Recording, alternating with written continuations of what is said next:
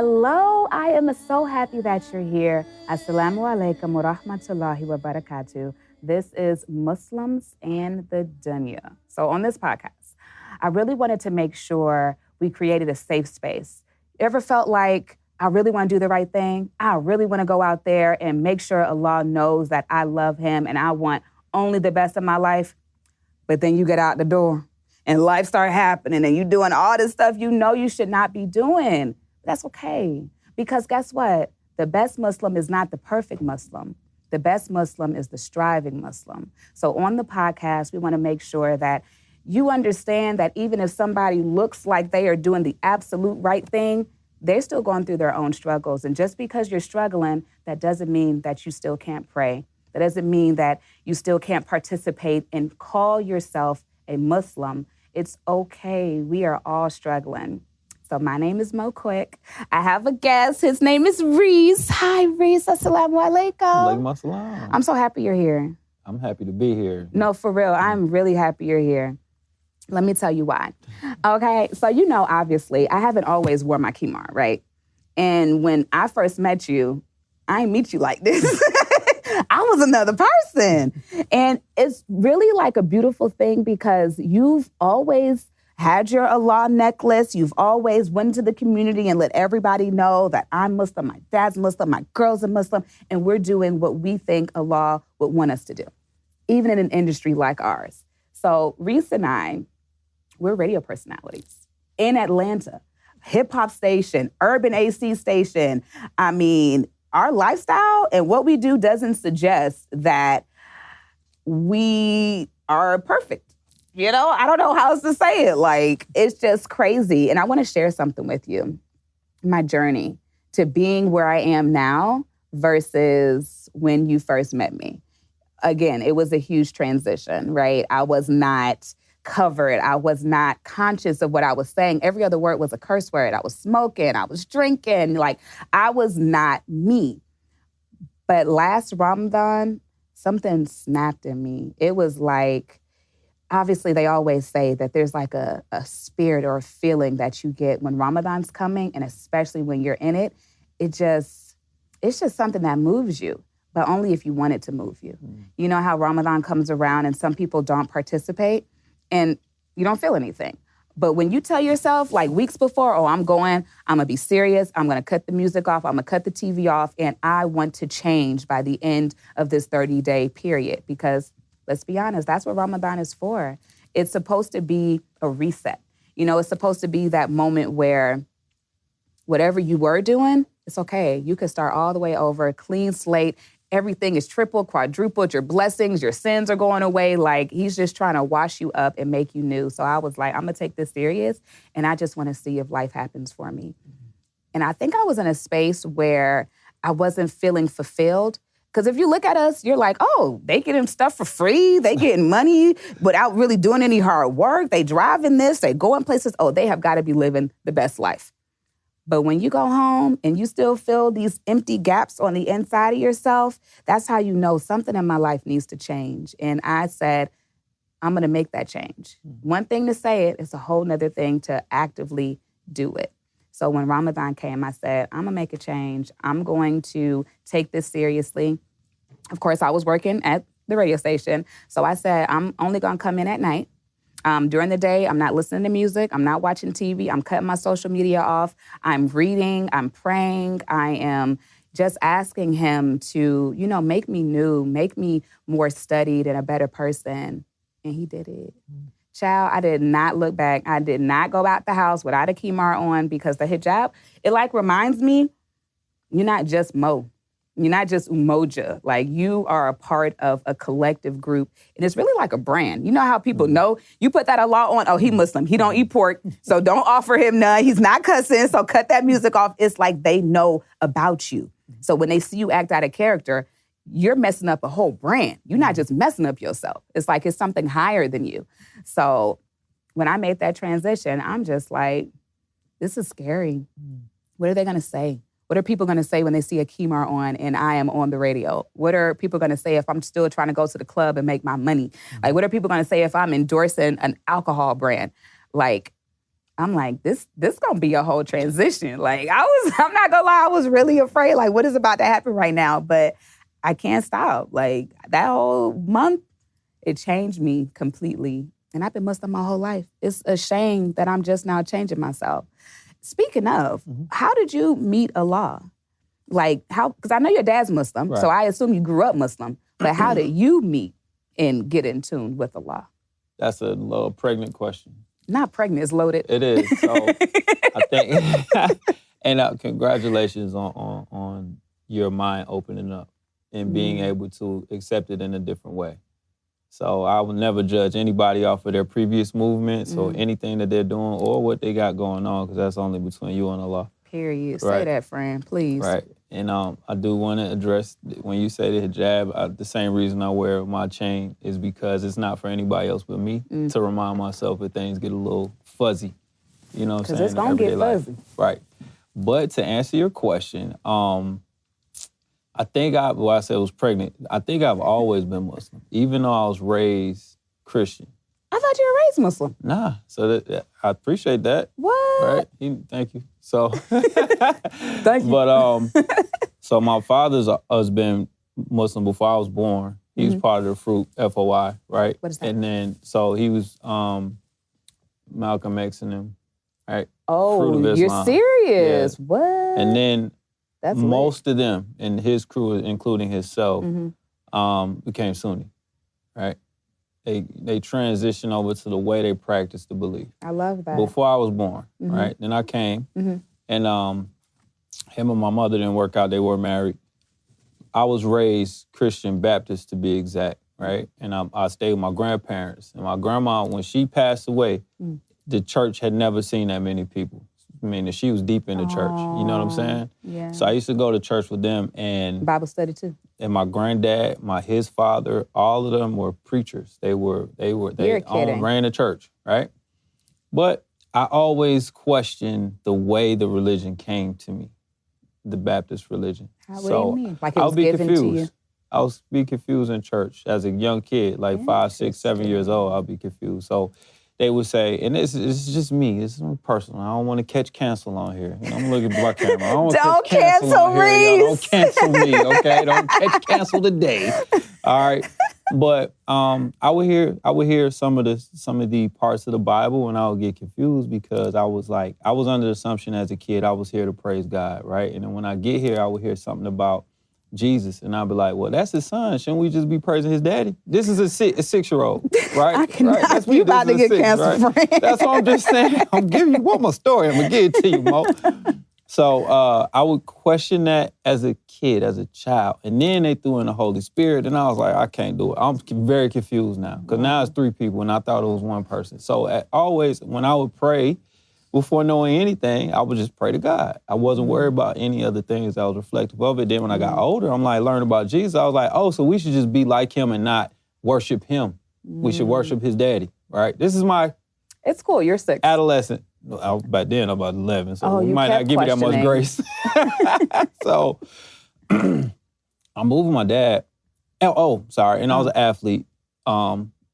I started to become more of an athlete, so I never really drank, smoked, or partook in things that could kind of hinder me because I was short. I was shorter, right? You didn't want to stunt that growth. I didn't want to stunt. I didn't want to give anybody competitive advantage. That friend was eating all the broccoli. Man, come on now. Would say this, my favorite food was pepperoni, though, right? Growing up. Turkey. You meant turkey pepperoni. No, I'm meant telling you my beef. truth. I'm going to tell you my truth, right? It was the swine.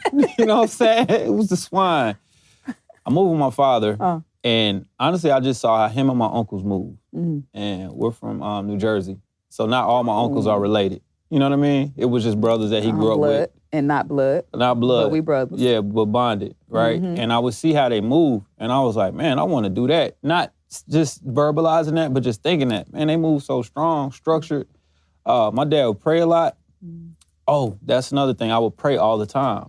But I wasn't making salat, I was just praying. I was praying all the time. Like I wasn't praying for anything other than thank you, God, for letting me wake up today. Wow. Thank you, God, for letting me have this food. And it wasn't just prayer for food, you pray to eat. It was always praying. I was always praying. You were seeking him. Right. So I started watching them, just subconsciously watching them as a young man. And I was like, man, this is structured. And I never saw my dad drink. I never saw him smoke. I never saw my uncles drink or smoke.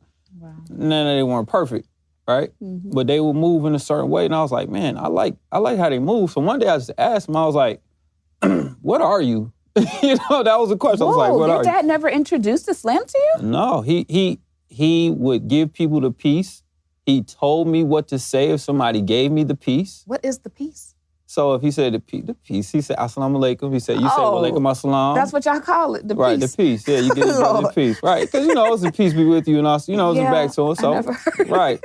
Put like you give him the peace, right? So he said assalamu alaikum. You say wa alaikum assalam. And if you want to get fancy with it, you add the rest of it on, right? I'll be being fancy. Right, I'm getting a little fancy too. Put your shoulders in it when you say it, right? So you give people the peace, and then he would tell me little things here or there, you had to respect this. Even when me and my mom were going through it, he says, your mother, you had to call, you had to check on it. Those things were stemming from his belief and his practice of the religion, right? So then one day I asked him, what are you? He told me. He was like, I'm Muslim. I was like, okay.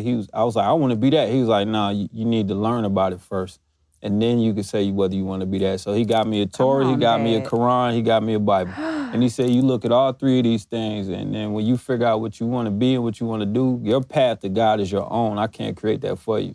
You figure out what you want to do, and then we can come back and talk. I read all those books in probably 5 days as a 12-year-old kid.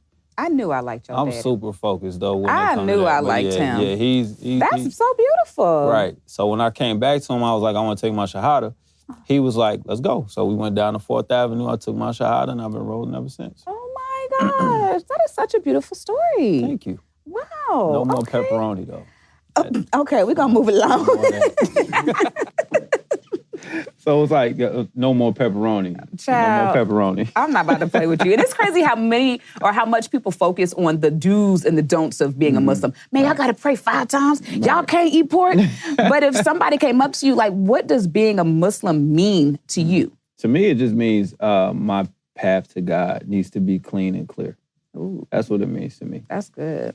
You can use it. I'm going to use it. Put it on a t-shirt, we're going to have to split the money. Friend, anyways, what do you mean good and clear? Good and clear just means my intentions always need to be right. I'm not always going to be right as a human or as a man. But I could try to do the right thing at all times. If I feel myself getting off the path, I need to be able to make that adjustment. So that's what I mean by clean and clear. Because sometimes, as logical and less emotional as I want to be as a man, sometimes I get a little bit sensitive. And in that sensitivity, I may act on that. So I have to make sure that I'm constantly checking myself. Okay, so you can't make those emotional decisions. Yeah, those emotional decisions usually are the ones that take you off your path to God. Absolutely. That's what I've learned. Right. Your path to anything. You can make an emotional decision, and now you got a job. Yeah. Now you got a relationship. Child. Yeah, even if it's a positive emotional decision, I still try to maintain some sort of higher elevated thought when it comes to it. Oh, that like taqwa. Yeah. So tell me this, because this ain't no shade, okay? We're gonna have to break that wall of shade, because it's gonna sound so bad. Let's do it. Let me take a sip of Mo's tea real quick before I get shaded. Yeah, get you some tea, friend. So have you ever felt like people might have thought of you as lame because you're not in the clubs, you're not where the streets are, you're not drinking, you're not smoking, you're not, being cool, because you have a certain maintaining of your clear following of God. And you're supposed to be, according to our hip-hop industry standards, that. Right. How do you not care? It's a balance in that, because being in the entertainment industry is tough. So I do have to host concerts or clubs, right? But I'm not trying to partake inside of what the club is, if that makes sense. I'm not getting caught up. How do you not? How do you not? Yeah. You watch everything and then move accordingly. I don't drink. I don't smoke. I don't do hookah. I try not to. I do have a vice. Obviously, I got 3 kids, so we see that. But, I ain't gonna. Right, everybody know I ain't about to sit here and kick it. It's a lot of kick it, but because that's my next question. Right, but I try not to overindulge in anything. And when you walk into it knowing that I'm walking out the same way I walked in, come on, then you don't get caught up in those situations. And I'm gonna say this because other people have told me this, and not to sound facetious. I've been cool my whole life. I don't need nobody to validate that. Come on. You know what I'm saying? Come on, give me some of that. Now, that does not mean that I haven't done things before to try to maybe impress people. Peer pressure is a very natural thing. But I've never succumbed to it, you know? Like I let it take you all the way. Let it take me all the way. So I might not walk around with a kufi or you know, what they call it, chancletas when you're Puerto Rican, but when you black, you know, your high pants, you know, I'm gonna walk around in that on my throat, but I still carry it on me, I think. And people know, a lot of people around me know I'm not to be played or toyed with. Even though I do joke and laugh, I'm not to be played or toyed with when it comes to certain things. Like, you can't force me to do anything. You know what I mean? Come on, man. That's that manhood talk. Yeah. I was raised by some gangsters. Can we talk about manhood for a second? Because you're right. When it comes to like, so when you're in Atlanta, okay, and you a single person with a little bit of status, a little bit, you ain't gotta have too much. Right. If you just got a little bit of something, they at you. They at your ankles, they at your neck, they all over you. Yeah. So how do you date as a Muslim? You just let it be known from the beginning. Like, and then now at this age is different than 10 years ago, though, Mo. I ain't gonna, you know what I'm saying? Sit here and be like, doing 10 years ago? 10 years ago, I was running rampant through the strokes in the streets, baby. No, I was playing. No. But not playing, but I'm go not ahead. playing, but I was a little more, I didn't value my time as much. Oh, with the people. purpose. The purpose of my time, right? So now I can only speak from this perspective, right? So this perspective is, I don't want to toy with anybody because I don't have time to play. You know what I'm saying? So I ain't gonna play with nobody. I'm not gonna allow them to toy with my time either because it's very valuable and it has to be rationed out the right way. You know. Does that mean that you go straight to, if we ain't get married, don't talk to me?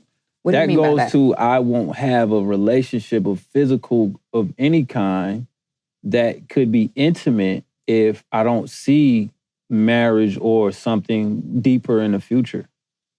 You know what I'm saying? Like, before I was like, I wouldn't marry her, but I still have a little fun. Meaning we can kick it, go out, do whatever, but I'm not going to do that now because I understand my time is valuable. Yeah. And while wasting on something I'm not going to pursue now, if I decide today, like, I don't want to be married, which is not, I don't see that in my foreseeable future. Like, I don't. mean not being married or being not married? being married. I don't want to not be married. I want to be married. Okay. Right? Yeah. But if I decided then yes, I would date around, but I don't see that happening. So what does she have to be like for you to be like, nah, I'm probably gonna marry her? Genuine and strong in her faith, whatever that is. So you're not looking for a Muslim woman? I'm not saying that. My preference is that, right? But you said faith. You didn't say faith. Islam. I didn't say Islam on purpose because I think faith is different than religion. This is me, right? Okay, we talking. Go ahead. Some Muslims listening. You're not getting canceled. Tear me up on the internet. No, I'm playing. I would say that faith is how strongly you believe in what you're supposed to be doing, and then religion is kind of the way you practice that, right? So I can meet a beautiful Muslim sister that doesn't have faith, right? So it doesn't matter how many times she prays a day or if she wears her hijab. It doesn't matter if she's not practicing what she's praying about and what she believes in real life instances. Does she make sure somebody has food in their belly when they need it? Is she making sure that this homeless person has something? Is she being righteous by her parents or by her children? If she has them, right? And I'm not saying being submissive to her husband, but is she conscious to his needs, right? And I could say the same thing. Like, I can get up every morning at 5, some make Fajr, and then go out here and be disrespectful to women. Well, it doesn't matter that I prayed. I don't think so. Let's speak. Right. So to say that, yes, my preference would be to marry a Muslim woman because I think that you could strengthen your relationship through the way that you do, the path that you get to God, right, which is the religion part. But if her faith shows that she's Muslim, because what's the definition of being a Muslim? Is your belief in God, right? Allah only, right? If she believes that, but she hasn't considered herself an actual Muslim yet, then I don't want to cut that opportunity. Because one of our biggest blessings is if you show somebody that path, your path to God, and they want to follow it. That's very true. Right. That's very true. But, well, I guess because obviously it's different. Because as a Muslim man, you can choose to go out and date a Christian woman, Jewish woman, you know. But when it comes to me, you know, I have to make sure, are you Muslim? Yes or no? Because ain't no in between. Like, you got to be Muslim for me to even consider you to be able to marry you. Right. So I would like to push back, but I can't because we are different in that regard. I understand that, and I respect that, and I agree. But I also have a slight disagreement to that What's your because in the big but? Western world, it's very hard to do that. What you mean? In this world we live in, it is very almost impossible for that to happen because if we're dealing in just our straight way and the way the book says it, right? And we don't date, we just get married. No, that's not true. Because dating can just be going to get tea and coffee with your wali or with a mutual friend. So you can date to get to know someone. It just shouldn't take longer than 4 to 6 months. Right. But that's tough nowadays. Only if you don't have no self-restraint. That's true. I agree. You ain't got no self-restraint. I do. I'm just saying that's true. It's but okay. We're talking about people who are striving. It's striving in general. That's what I'm saying. That's what I'm getting at. So, right. But I hear you because you say in the Western world because we don't live in Saudi. Yeah. We don't live in Medina. Right. We in Atlanta. Right. And not just in America. We in Atlanta. This is a different part of this, like different. And then I would say that to you too. If you have a wali, you have somebody. I don't, but go ahead. Well, if let's say you did, and then somebody approached you that's not Muslim and wants to date you, you explain it from the jump. If you're not Muslim, I can't because this is how it has to go down. And then he says, well, let's go to Pat. Let me see what it's about. They always say that. I want to come to the masjid with you. Right. And then not turn them. It's like, turn you. Like, you know what I'm saying? Like it's a video game. Like sexually? Right. But if you religiously turn them out, you receive I don't know if we blessings. can do that. But you receive those blessings. Okay, but let me tell you this because and this is moving so off topic. This is not what my script says, okay? But when it even came to my husband or my ex-husband, when I first met him, he was in limbo. He wasn't Christian because like you, he had many disagreements with the way the church moved, with the way Jesus never actually said that he was God, but they praised him anyway as though he was God, and just many different issues he had with Christianity. But he didn't quite know what he wanted to do. Right. He had a mentor who was Muslim, and then when he met me, and I told him, hey, I know we're dating, this is fun. This was way before the hijab and me and Allah having a real conversation and understanding. He was like, I want to learn. But he said that after I said, I can't marry. So to me, for a woman going through that already, if that's not already something you're thinking about, I can't take that risk again. We had kids, we had a house, you know, like everything had to get destroyed because he said, nah, this ain't for me. I don't know what I was thinking. And it's like, nah, I can't take that chance. Right. For me. I understand. At least. I understand. Okay. It's always blessings within the BS. I know, but I'd rather turn out my friend or somebody. And I think one day he might find his path. And I think you have something very strongly to do with that. And I can still get my blessings. Yeah, even why though not? I divorced him. Listen, you already showed him the path. I tried. I just felt like his issue with a lot of other people who are in the limbo, unlike what your dad did for you, they have questions, but they don't seek the knowledge. They want to know things, but they don't go in between the different books to try to understand. They just say, nah, I ain't with it. I'm just going to talk to God how I talk to God. He know me. And I'll be like, but friend, it's like even in Islam, people think that we just supposed to follow and that's blindly, it. Right. But we're supposed to learn. It is in our duty to learn about everybody and everything so that when we get to where we're supposed to be, we know how to act. We know why we're there. We already know about the people who are going to be there, like those who came before us. But that's a whole nother story, child. When they read my book, I just wanted to say the right stuff. And it's good that you do, okay? Because Allah gonna come to me talk about Umoja. So you did this. I'm like, I was reading though. So tell me about, taqwa. For all those who may not know, it is just, the way that you praise Allah, being where you're supposed to be, when you're supposed to be there. Right. Do you feel like you can have strong taqwa in an industry like ours, where you're constantly getting pulled away from what you're supposed to be doing? I go by a rule with that. If you're somewhere, be at a place where you're not afraid to be found dead at. Ooh, that's a good one. And the second part of that is if you're in a place that you are afraid to be found dead at, and you are found dead, be doing something that you won't be judged for it, right? So if I have to host a club, for example, small sample size, right? I'm hosting a club. You didn't see me drinking. You didn't see me smoking. You didn't see me womanizing. You probably see me go like this a couple of times. Right? Trying to keep your sanity. I keep my sanity, right? So at the end of the day, if I have a heart attack or something, right, and drop dead, at least the people will be like, that was a good dude, man. He was in here just doing his job. You know, I ain't seen him drink. I ain't seen him do nothing. And my kids be like, well, he was in the club, but everybody was saying he wasn't doing club stuff. I try to live like that. That's a small sample size of how I kind of take my life. That's really dope. Because that's the worst thing. Yeah. To die in an uncomfortable position. Listen, I have literally been, and this is just this with me, y'all. I'm telling y'all this is secret. Just secret, you and them. Secret. You and everybody. Oh, you can listen too. All right. I have literally been in a car. This is before. It's okay. My change. Okay. All right. Headed to go see a young lady and be like, bro, if I get robbed over here, get shot or something, they gonna find me over here. Should I really be here? And just turned around. Hey, man. Really? Yeah. You just left? Yeah, just left. Just call, hey, I can't do it tonight. Wow. Yeah. I don't want to be, because you know that saying, I wouldn't be caught dead in there. That's really how I live. Like, I don't want to be caught dead in there. Wow. Oh my gosh. That's huge. That's huge. Okay, so with that being said, as a changed person, because you're still striving, you still have things that you're trying to get better at. But what's your biggest struggle in this worldly world, also known as the dunya? I guess trying to find myself constantly, right? You're lost? Yeah, sometimes. I think I am. I think my favorite verse out of the Quran is, entirely human being is a lost step for those who believe do good works. And, sorry, baby. Slow that down. I'm sorry.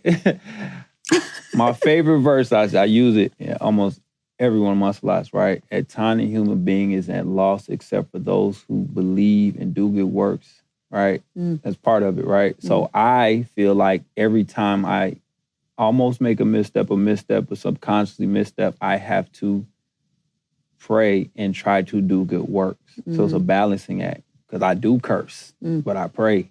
You know what I'm saying? And in between each prayer, the minor sins get wiped. Exactly. And that's what I think, and that's what I'm hoping, but I'm not praying. Wait, that's what he says. And I'm praying not just for that, just to say thank you for one, because that's what I've been doing since a kid, but also to say, all right, I probably messed that up. I'm going to admit that. I'm in the mirror every day. Come on, you know what I mean? Help me out here. Repent, baby. Right? And then the second part of that is to do good works, right? To make sure that I'm doing what I need to do to take care of the people around me, even if they're not directly related to me. Some people just need guidance, right? Or help. And that's what I'm saying. So, and make sacrifices. And those sacrifices come in the form of, I'm not going to go here. I'm not going to do that. I'm not going to call her. You know, so I'm not gonna be the hardest respond to that DM. Like, you know what I'm even though it's the fifth one she does see. I'm not doing that. So yeah, I think that's that's kind of the way that I try to reach it. That's gorgeous. Thank I you. love that. I'll take it. You're welcome. Please have it. Please have it.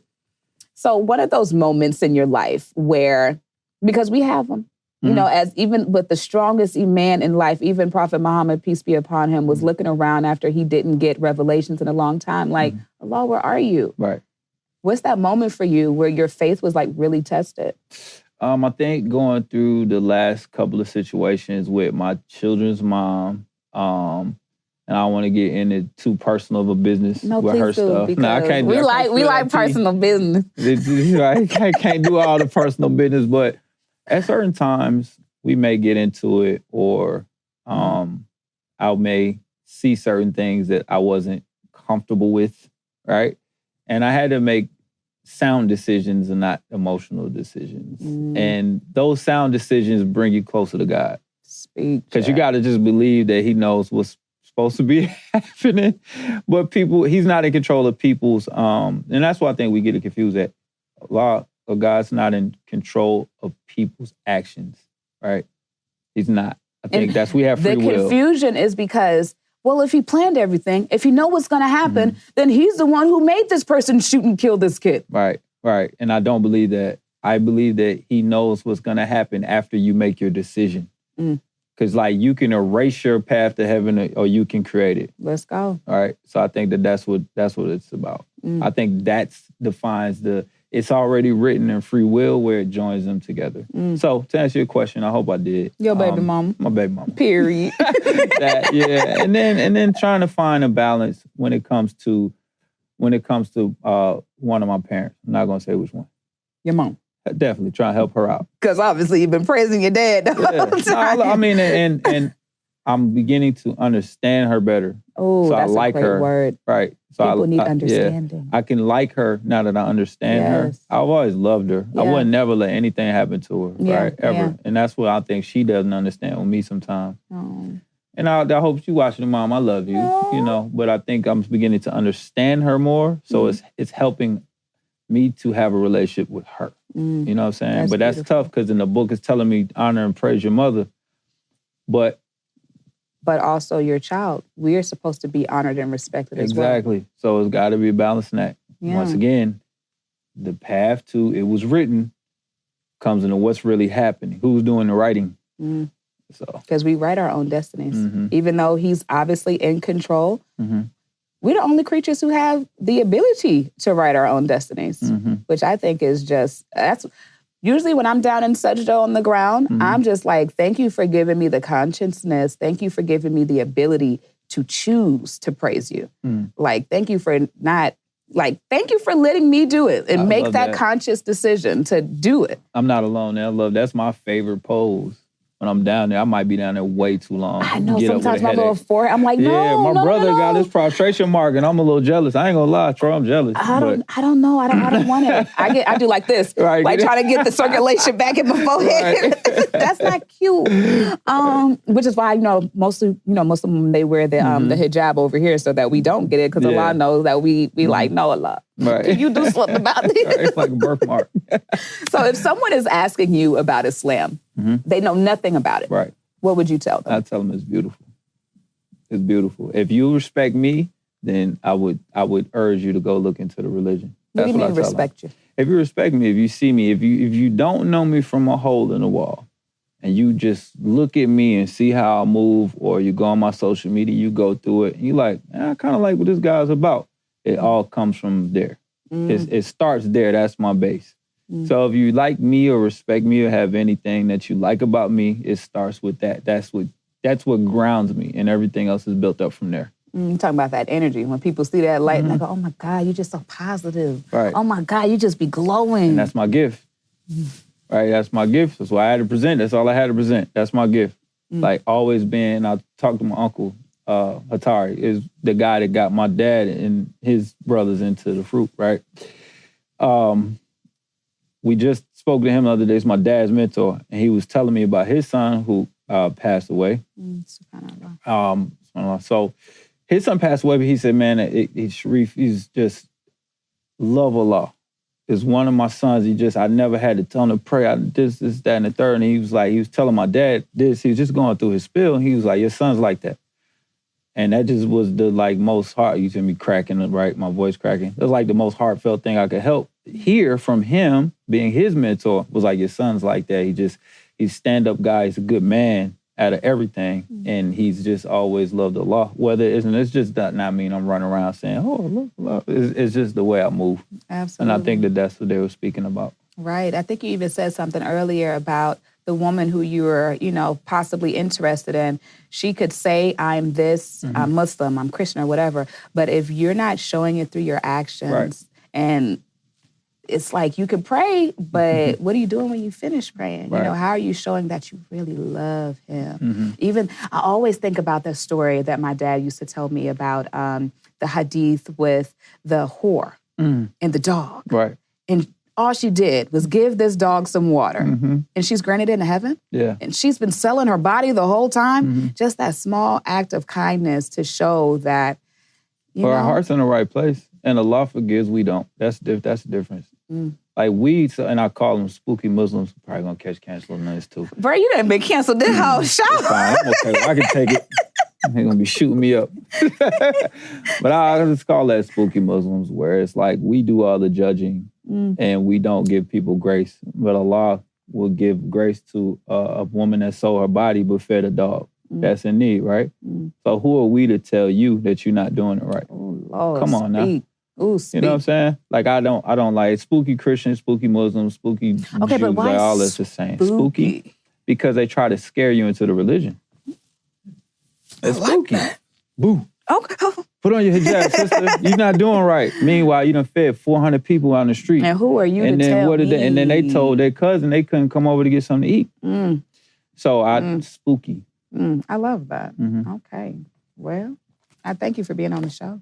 My pleasure. This was fun. Alhamdulillah. Can you pray with me real quick? Absolutely. I wanna recite Al-Fatiha. I always know that when you pray in unison, it is more amplified. So turn it up. If you can humor me. Bismillahirrahmanirrahim. Alhamdulillahi Rabbil Alameen. Ar-Rahmanir-Rahim. Maliki Yawmiddin. Iyaka na'budu wa iyaka nasta'in. Ihdina siratal mustaqim. Siratal ladina an'amta alayhim. Ghayril maghdubi alayhim walad dhalin. Ameen. Thank you. You're welcome. I really appreciate you. My pleasure. This is a wonderful show. Y'all listen to Mo's show. I think I'm going to put that in a promo. Assalamu alaikum wa rahmatullahi wa barakatuh.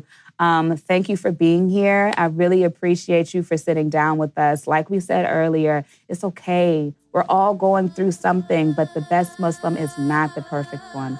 The best one is the striving one. So keep striving.